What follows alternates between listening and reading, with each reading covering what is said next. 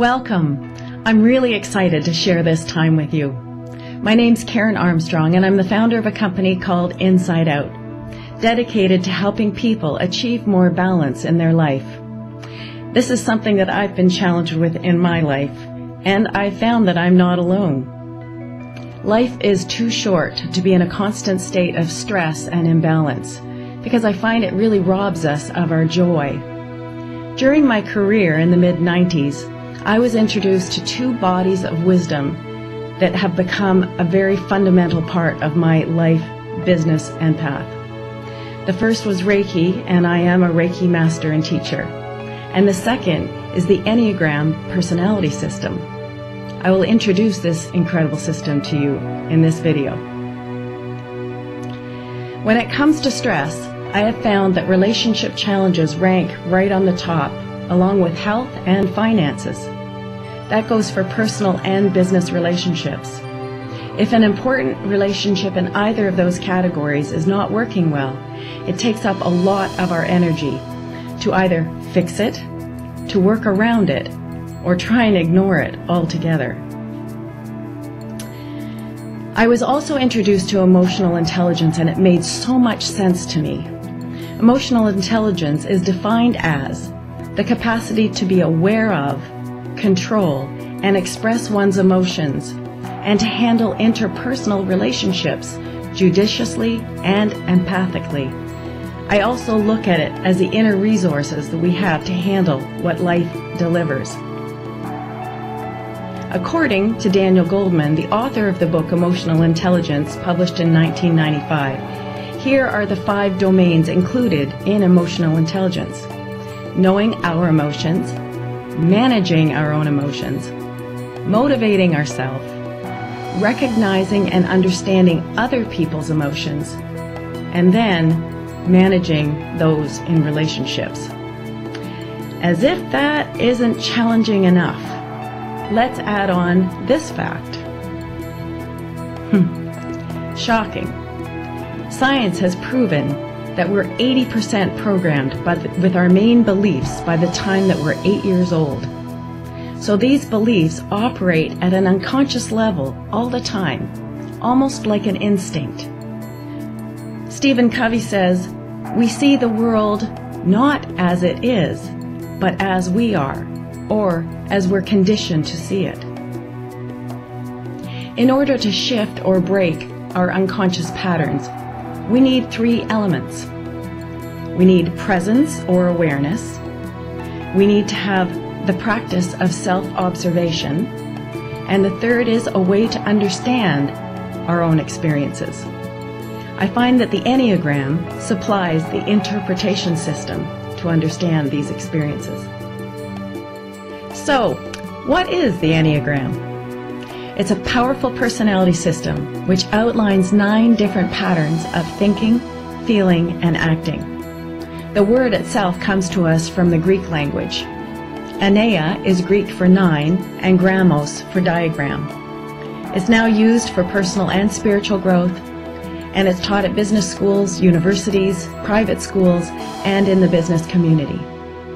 Let's take a look at the origins of the Enneagram as we know it. While the origin of the symbol itself dates back 2,500 years, over the past 40-plus years, the Enneagram has been brought into mainstream by psychiatrists, business leaders, and teachers. Unlike other personality systems that I have been exposed to, the Enneagram does not focus only on the outward behavior, but instead on what motivates us from the inside out. Different people may exhibit similar behavior patterns. However, it's the motivation behind that behavior that helps us understand much better. Let's put this into an example. So we've got a company that posts a new job position on their board. We have 3 different people that might apply for that position. Let's take Joe. He may decide it's exactly what he wants because it's the next step up on the corporate ladder. It gives him more credibility and more money. Sally also decides that she wants to apply for this position, but it's because she's not getting along very well with the manager in her department and morale is really down. She's heard that the manager of the department that the job is posted for is fantastic, and she's really looking forward to being in a department that has more team atmosphere to it. Then we have Claude. He's a brilliant company guy, and he just gets bored with a position after a couple of years. So he's always wanting to learn and try new things and gain new skills, change it up. So the behavior was to respond to the ad. The motivation of the three individuals was completely different. Some of us shy away from being typed in any kind of personality system. I totally get that. Who wants to be put in a box and judged or treated as though the description of that type is all of who we are? We're so much more than that. My experience with the Enneagram has shown that the system does not put us in a box. Our programs do. We've already put ourselves in a box because of our conditioned ways of reacting to the world. But the Enneagram does provide an incredible interpretation system, and that helps us to create more freedom in our responses, to actually create choice instead of unconsciously responding from our patterns and our beliefs. What can we learn from knowing our type? First of all, we can understand ourselves much better. Our gifts, our strengths, our challenges, what typically pushes our buttons, and what type complements our skill set. Secondly, we get to have a system that helps us to understand others. And thirdly, it provides a framework to look at our relationships when we're faced with challenges. And it certainly can assist in creating powerful teams by ensuring that you have members of all the different types. As mentioned earlier, the symbol itself dates back 2,500 years. The person responsible for bringing the symbol to the modern world is George Gurdjieff, a Greek Armenian. He taught that the Enneagram symbol has three distinct parts that represent divine laws which govern all of existence. First of all, we have the circle, a universal mandala used in almost every culture. It refers to unity, wholeness, and oneness. Next is the inner triangle. The triangle, unlike the Western way of pairs of opposites, like black and white, good and bad, male and female, this speaks of ancient traditions: black, white, gray, man, woman, child. Atoms are even made up of protons, electrons, and neutrons. Gurdjieff called this the law of three and said that everything exists as a result of the interaction of three forces. The hexad, which is the figure that tracks 1, 4, 2, 8, 5, 7 on the symbol, represents the law of seven, which has to do with process and development over time. Nothing is static. Everything is moving and becoming something else. Days of the week, the periodic table, the Western musical octave are all based on the law of seven. If you put these together, these three elements become the Enneagram symbol, and it shows the wholeness of a thing, how its identity is a result of the interaction of three forces, and how it evolves or changes over time. During the 1960s, Oscar Ichazo from Bolivia discovered the connection between the symbol and the personality types. Looking at the types comes from the ancient tradition of remembering the 9 vices and 9 virtues as they're reflected in human nature. The Enneagram holds that while we have all of the vices within us, one crops up over and over again. It is the root of our imbalance and the way we become trapped in our ego. Let's take a look at the Enneagram as a system of triads. I want to explain 3 of these triads as they're going to assist us in determining our own type. They'll make more sense to you after the full description of each of the types later on, but I want you to have a brief understanding of them right now. The first of these is called wings. Due to the nature of the symbol being a circle, each number has a number on either side of it.